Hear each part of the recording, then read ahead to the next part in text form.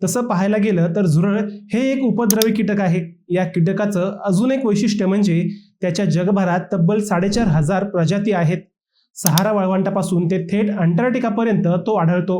स्वयंपाकघर, बेकरी, उपहारगृह, साठवणीच्या जागा, कपाटे, पेट्या, संडास, मोऱ्या, गटार आणि त्यावरील झाकणाच्या खालच्या बाजूला झुरळे आढळतात।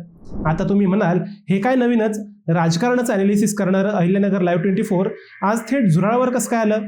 तर थांबा, झुरळ जसं घरात गृहिणींना धडकी भरवतं, अगदी तशीच या झुरळाने आता राजकारण्यांची ही झोप उडवली आहे। कॉकरोच जनता पार्टी अर्थात CJPनं गेल्या 5 दिवसात तब्बल 50 लाखांहून अधिक फॉलोअर्स केलेत।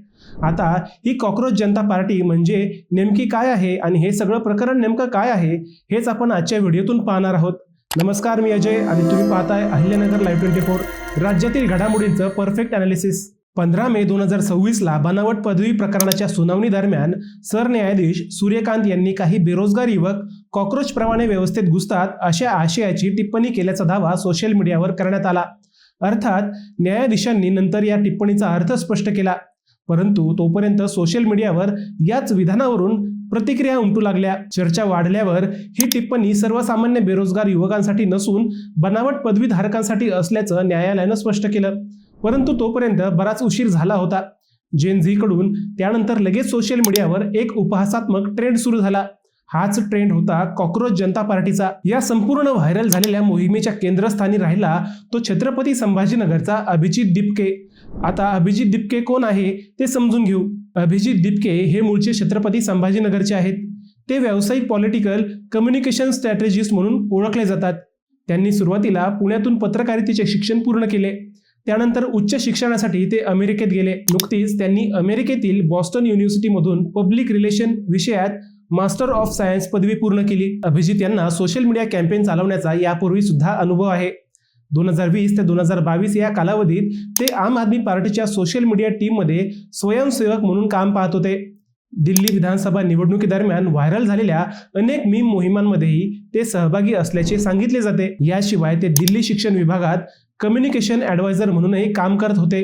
सोशल मीडियाची भाषा, तरुणांची मानसिकता आणि इंटरनेटवरील ट्रेंड्स यांची त्यांना चांगली जाण असल्याने त्यांनी सुरू केलेला हा ट्रेंड चांगलाच चर्चेत आला। सरन्यायाधीश सूर्यकांत यांच्या टिप्पणीनंतर 16 मे 2026 रोजी एक्स या सोशल मीडिया प्लॅटफॉर्मवर अभिजित यांनी एक पोस्ट केली। जर सगळे कॉकरोच एकत्र आले तर, असा प्रश्न विचारत त्यांनी कॉकरोच जनता पार्टी नावाची वेबसाईट आणि गुगल फॉर्म सुरू केला। खरं तर याच दरम्यान नीट पेपर लीक प्रकरण, बेरोजगारी आणि स्पर्धा परीक्षेतील गोंधळ चर्चेत होता। नीट पेपर लीक झाल्याने तरुणाई रागात होती। सोशल मीडियावर जेन झी प्रचंड ऍक्टिव्ह होता। त्याच दरम्यान अभिजित यांनी हा ट्रेंड सुरू केल्याने त्यांची चर्चा वाढली। इंस्टाग्रामवर फक्त 3 दिवसात 40 लाख फॉलोअर्स तयार झाले। ही संख्या 4थ्या व 5व्या दिवशी अजूनही वाढली।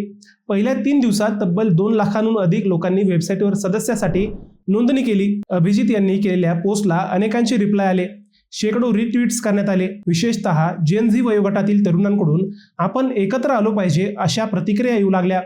त्यानंतर त्यांनी AIच्या मदतीने एक पोस्टर तयार केलं आणि कॉकरोच पार्टीचा सदस्य होण्यासाठी एक नियमावली तयार केली। अशी व्यक्ती जी सक्तीने, आवडीने किंवा तत्वाने बेरोजगार आहे त्यांनाच सदस्यत्व दिले जाईल। किमान 11 तास ऑनलाईन राहणे आणि सिस्टमच्या विरोधात रडगाणे गाण्यात निपुण असणे हेही आवश्यक आहे। भ्रष्टाचाराला स्ट्रॅटेजिक स्पेंडिंग म्हणणाऱ्या राजकारण्यांना जाब विचारणे हे या पार्टीचे ध्येय असल्याचे सांगितले गेले। हा ट्रेंड काही तासात वाढल्यावर या पक्षाने 5 कलमी कार्यक्रमही जाहीर केला। CJP सत्तेत आल्यावर निवृत्तीनंतर कोणत्याही न्यायाधीशाला राज्यसभा सदस्यत्व किंवा तत्सम बक्षिसे दिली जाणार नाहीत। संसदेची सदस्य संख्या न वाढवता महिलांना थेट 50% आरक्षण दिले जाईल।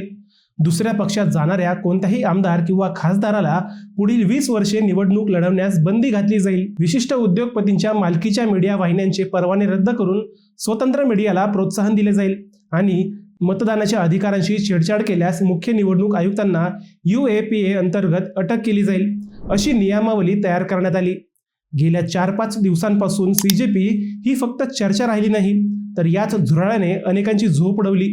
अनेक महत्त्वाच्या व्यक्तींनी या ट्रेंडवर बोलण्यास सुरुवात केली। तृणमूल काँग्रेसच्या नेत्या महुआ मोइत्रा, कीर्ती आझाद यांनी सोशल मीडियावर या पक्षात सामील होण्याची इच्छा व्यक्त केली। ज्येष्ठ वकील प्रशांत भूषण यांनीही झुरळ हे देशातील युवकांच्या नाराजीचं चिन्ह असल्याचं म्हटलंय। सोशल मीडियावर आजही कॉक्रोच पार्टीची मोठी चर्चा सुरू आहे। या ट्रेंडला या वर्षीचं सर्वात मोठं डिजिटल आंदोलनही म्हटलं जाऊ लागलंय। काहींनी हा नोटाचा पर्याय असल्याचंही जाहीर केलं। अनेक माध्यमांनी हा फक्त एक विनोदी ट्रेंड नाही तर जेनझीची बदलती मानसिकता असल्याचं म्हटलंय। गेल्या 4 दिवसात याच कॉक्रोच पार्टीचे 20 लाखांहून अधिक सदस्य, इन्स्टावर 70 लाखांपेक्षा जास्त फॉलोअर्स, एक्सवर 1.5 लाखांपेक्षा जास्त फॉलोअर्स तयार झालेत। हा ट्रेंड अजूनही काही दिवस चालेल असे विश्लेषक सांगतात। मित्रांनो, तुम्हाला हा विषय कसा वाटला व या पार्टीला काही भविष्य राहील का? तुम्हाला काय वाटतं हे आम्हाला कमेंट करून नक्की कळवा। शिवाय व्हिडिओ आवडला असेल तर चॅनलला सबस्क्राईब करून व्हिडिओला लाईक करायला विसरू नका।